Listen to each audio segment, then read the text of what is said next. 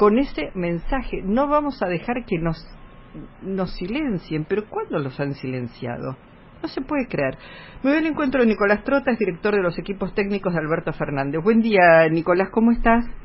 ¿Cómo estás, Luisa? Muy buenos días. Bien, horrorizada, porque cada vez que escucho, más allá de que el presidente de la Nación repite en cada lugar de estas 30 ciudades que va recorriendo conceptos muy vacíos, al mismo tiempo hay dentro de ese discurso un discurso de odio que es realmente intolerante, sobre todo porque habla de un enorme desprecio por la democracia. Bueno, yo creo que estamos frente a un presidente que sabe que lo inevitable va a ocurrir el próximo domingo, que es su derrota electoral, ¿no? Y que no está intentando sumar votos, sino está tratando de construir el día después, tratando de ser el líder de una oposición que, por lo que viene desplegando, parece ser que no va a ser muy constructiva. Y creo que el resultado que se espera para el próximo domingo no solo se vincula a la construcción de una unidad opositora muy fuerte, ¿no? Con distintos sectores que se habían alejado entre sí y que pudieron recuperar no solo el diálogo, sino concertar una mirada común sobre los desafíos que tiene Argentina a partir de la fórmula de Alberto Fernández y Cristina Kirchner, sino también se corresponde a lo que ha sido esta tragedia en términos sociales y económicos de los últimos 4 años.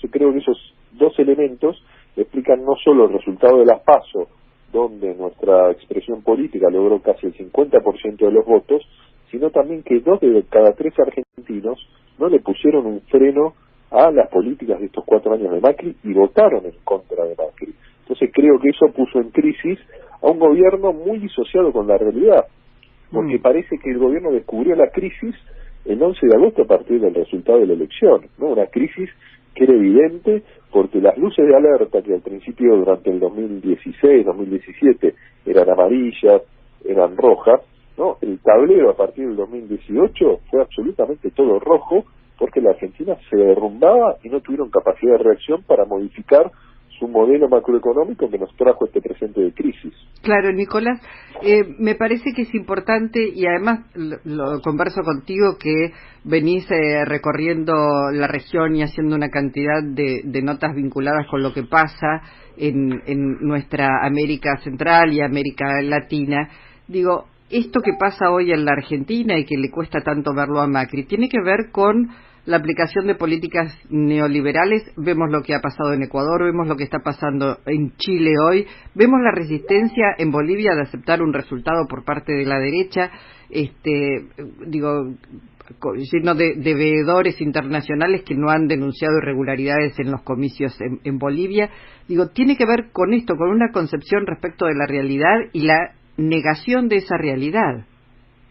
Bueno, es la negación de la realidad, el volver a transitar caminos que han comprobado su fracaso, ¿no? En términos de supuesto retracción del Estado, liberalización de las fuerzas del mercado, que sabemos que tienden a concentrarse, a restringir derechos, ¿no? Esto no quiere decir que las expresiones de cambio no hayan cometido equivocaciones, ¿no? Porque también creo que hay que aprender de los propios limitantes que tuvieron estos procesos, ¿no? De desarrollo, de ampliación de derechos, muchas veces tensiones innecesarias con distintas fuerzas económicas y sociales, pero creo que estos últimos años han sido muy negativos en términos económicos y sociales para la región, y vemos inclusive que modelos sociales que eran esgrimidos como ejemplo terminan entrando en crisis, como está ocurriendo en Chile, ¿no? Un país que para muchos era el norte que deberían seguir las demás regiones, es uno de los países más desiguales del mundo,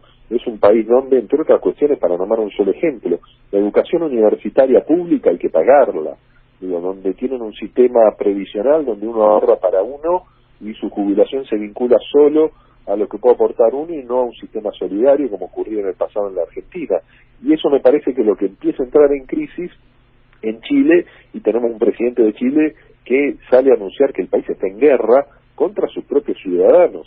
Es un retroceso que nuestra región no observaba en los últimos 30, 40 años. No, por supuesto. Y sacar además a las Fuerzas Armadas a la calle, esto remite a la dictadura. Escuchábamos recién a un colectivo femenino de la escuela secundaria que decía, bueno, seguimos regidos por la Constitución, la misma Constitución de la dictadura, pero no solamente eso, sino esta sensación de vivir en dictadura cuando encontrás a las Fuerzas Armadas reprimiendo algo impensado después de la historia de Chile, pero eso sigue ocurriendo.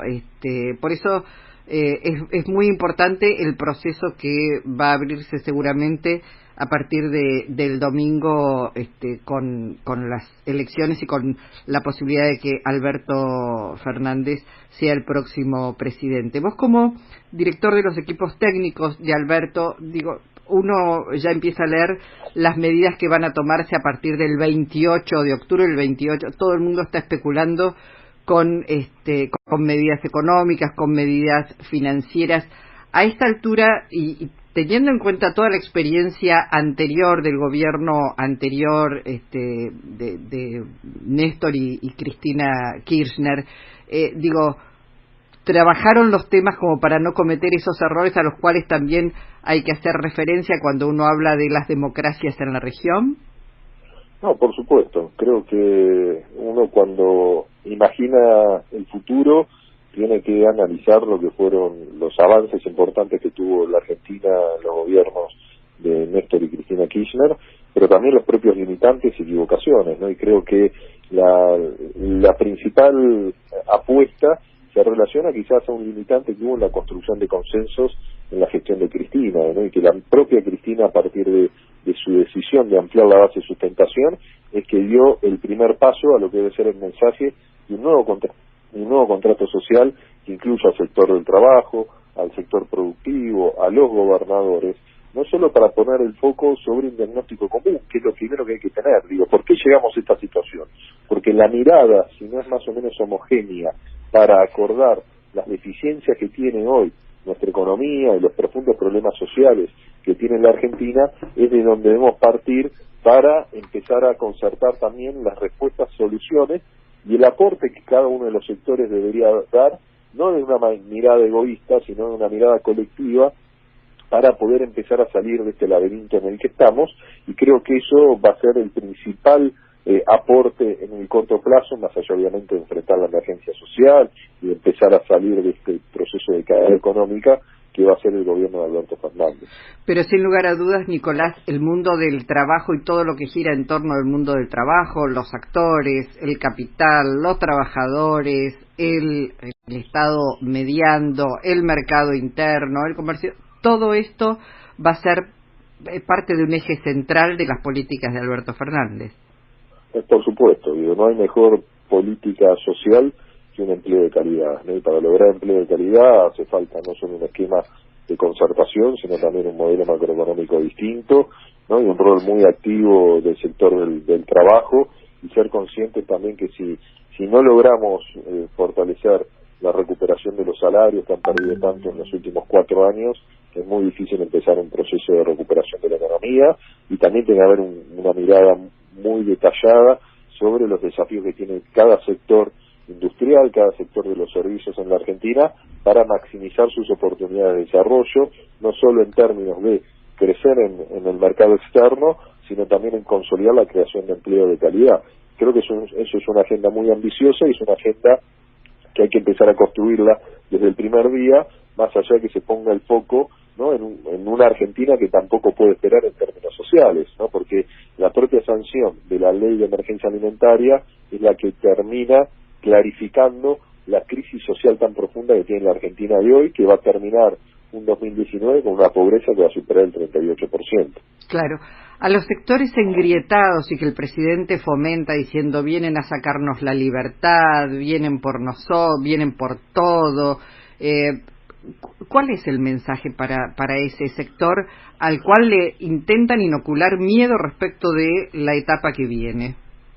Bueno, Alberto ha dicho claramente que la grieta se la quede Macri, ¿no? El desafío que hay a partir del 10 de diciembre es que aquellos sectores que tienen preconceptos o que tienen una mirada muy contraria a lo que es la etapa, ¿no?, que mayoritariamente va a elegir la sociedad el próximo domingo, creo que con un gobierno que incentive la concertación, el diálogo, una política de encuentro, se va a empezar a romper esas barreras, y creo que se va a ampliar la instancia de diálogo y de profundización de acuerdos, inclusive con sectores que hoy miran con mucha desconfianza.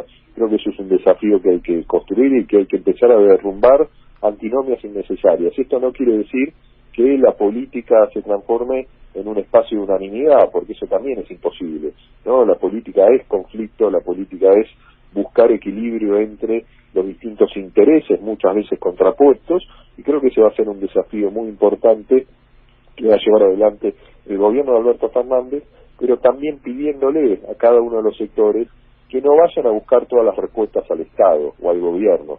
Es también un momento que se logre, ¿no?, que cada uno de los sectores, en diálogo el sector productivo, el sector del trabajo, también empiecen a buscar ellos las soluciones para después poder dialogarlo con el propio gobierno que va a asumir el 10 de diciembre.